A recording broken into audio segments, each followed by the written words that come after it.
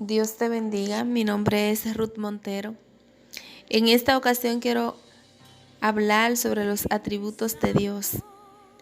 Algunos de los atributos de Dios tienen que ver con su grandeza, mientras que otros atributos reflejan sus rasgos morales.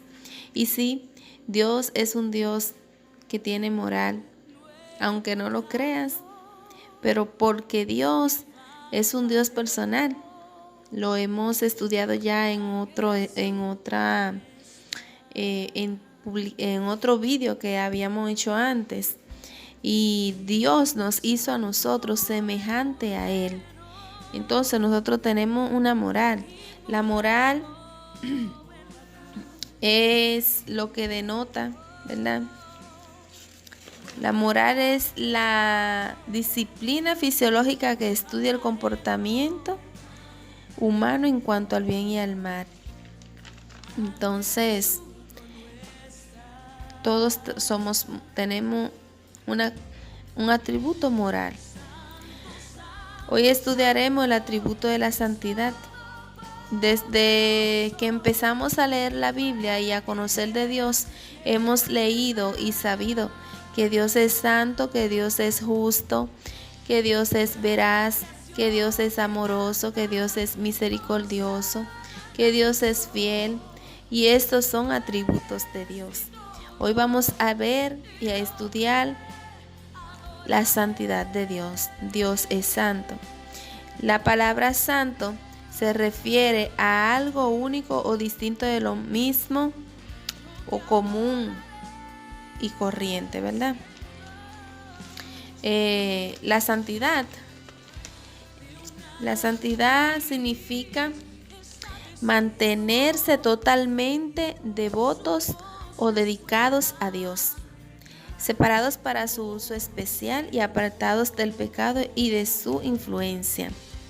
Debemos mantenernos apartados y ser diferentes, no mezclándonos con la multitud.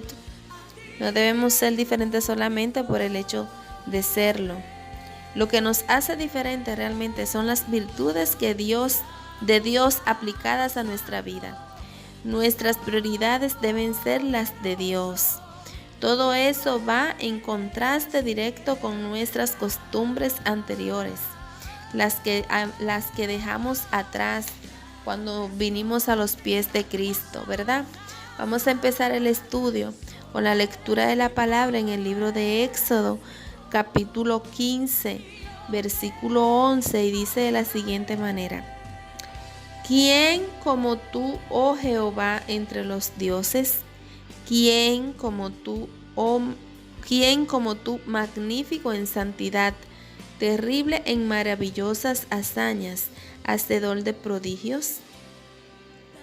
Estas cuestiones o preguntas nos hacen pensar, nos hacen ver que Dios es tan grande, es tan santo, es tan soberano, es tan poderoso, que no hay nadie que se iguale, ¿verdad?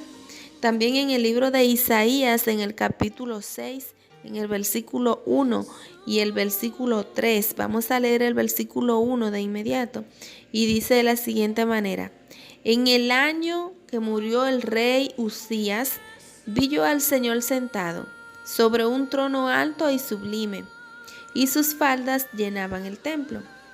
En este versículo vemos que el profeta Isaías tuvo una visión, con la cual fue escogido para su llamado como mensajero de Dios para su pueblo, ¿verdad?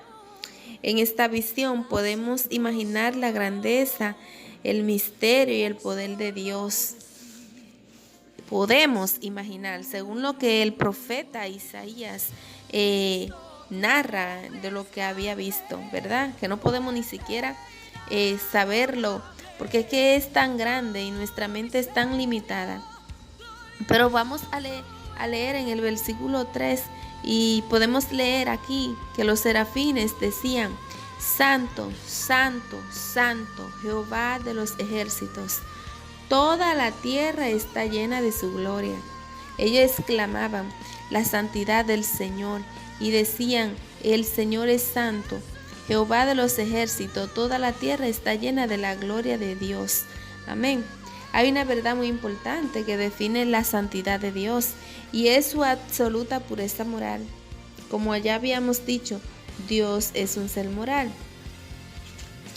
Que la moral, ya yo le expliqué, la moral es la disciplina fisiológica que estudia el comportamiento.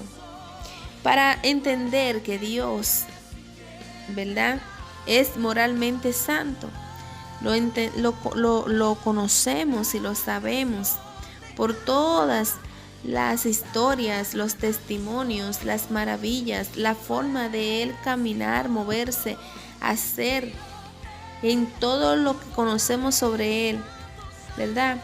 Hemos visto y nunca hemos visto que Él haya hecho ninguna concesión de maldad y que tampoco haya tolerado la maldad. Entonces Él es puro y santo. Debemos vivir en santidad porque Dios es santo. En el libro de Efesios, en el capítulo 4, en el versículo 24, nos dice así: y vestíos del nuevo hombre, creado según Dios en la justicia y santidad de la verdad. Aquí vemos cómo el apóstol Pablo nos exhorta a ser como Dios en justicia y santidad verdaderas. Y es que nuestra vieja manera de vivir, la que teníamos antes de que creyéramos en Cristo, es cosa del pasado ya. Debemos dejarla atrás. Esto es tanto una decisión que hacemos para toda la vida. Cuando decidimos aceptar a Cristo como nuestro Salvador personal, es como un compromiso consciente diariamente. No debemos andar por impulso ni deseos. Debemos ubicarnos en nuestro nuevo papel, apuntar en la nueva dirección y apropiarnos de la nueva línea de pensamientos que el Espíritu Santo nos da. Amén.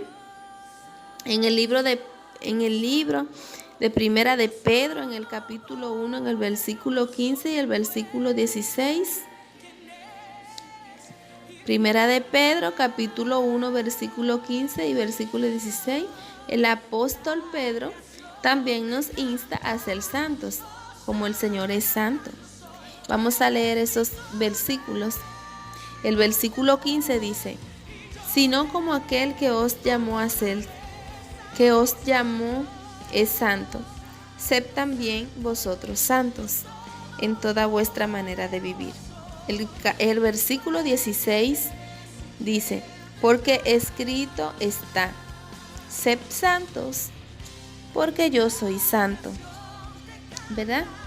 Después que las personas dedican sus vidas a Cristo, aún sienten cierta atracción por sus costumbres pasadas. La costumbre hace ley, dicen algunas personas, ¿verdad? Y es difícil, pero Pedro nos dice que debemos ser como nuestro Padre Celestial, santo en cada cosa que hacemos. Debemos esforzarnos.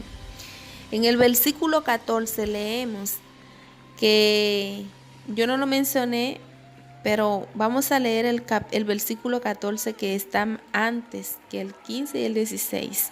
Y dice de esta manera: como hijos obedientes, no os conforméis a los deseos que antes teníais, estando en nuestra ignorancia. O sea, no podemos seguir viviendo de la misma manera que vivíamos antes, cuando no entendíamos, porque ahora tenemos la verdad. Cristo es la verdad, la vida. Entonces, si ya estamos en la verdad, ya no somos ignorantes. Ya tenemos quien nos dirija, quien nos guíe. Tenemos que cambiar, dejar de guiar, de hacer las cosas y lo que hacíamos antes, ¿verdad? Tenemos que ser diferentes, tenemos que cambiar. No podemos llegar a ser santos por nuestros propios esfuerzos. Eso yo lo sé. Pero Dios nos dio su Espíritu Santo para ayudarnos a ser obedientes y nos da poder para vencer el pecado. No sigamos usando la excusa de que no podemos evitar cometer pecado. Mejor pidámosles a Dios que nos ayude a ser liberados de las garras del pecado. Una manera eficaz de mantenernos, ¿verdad?, alejado de las tentaciones y del pecado, es cuando nos dedicamos a la oración y a la meditación de la palabra de Dios, dejándonos llevar, que el Espíritu Santo sea quien nos cambie.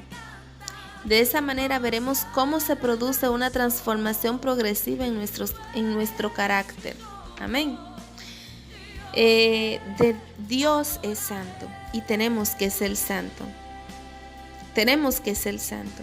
Tenemos tentaciones, tenemos debilidades, pero en Cristo podemos confiar y Él nos dará el poder para vencer las tentaciones y para ser fuerte y